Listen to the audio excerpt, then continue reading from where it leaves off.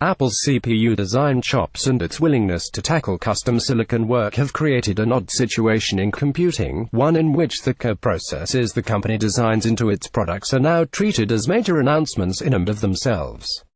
It's a baffling, Apple-specific treatment of coprocessors that likely leaves the company's competitors in fits.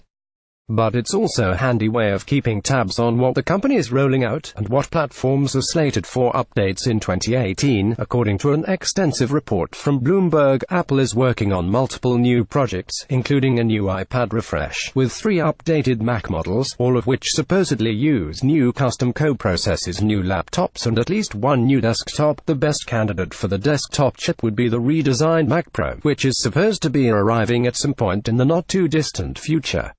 Last year, Tim Cook admitted that Apple's diminutive Mac Pro made the wrong bets for the company, with its odd form factor, dual custom graphics cards, and heavy reliance on Thunderbolt 2.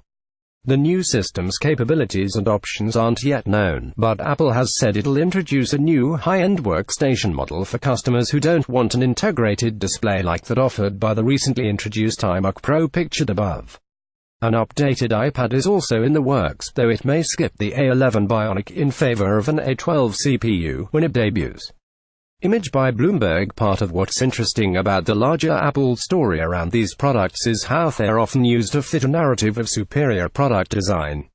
There's real truth to this. As we've previously stated, Apple's CPU cores are the highest performing single-threaded ARM CPU cores you can buy.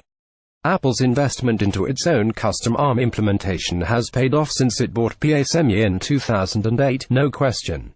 Its custom T1 and T2 controllers allowed it to differentiate its platforms. Its W1 chip is baked into its wireless AirPods, and its T2 chip is inside the Apple Watch Series 3. These parts have unquestionably helped Apple build an empire in which it has a much larger share of the profits in the smartphone industry than its relatively small market share would show.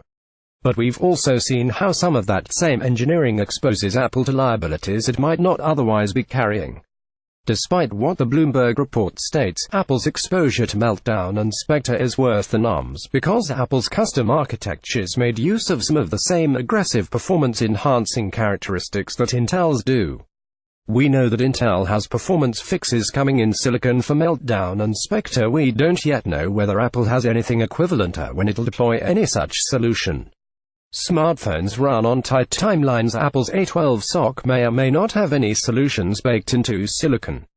And designing silicon solutions to complex problems hasn't protected Apple from several high-profile security flaws of its own making in the past few months. Apple's biggest tech story of 2018 may not be its processors, but what it's doing to fix those CPUs.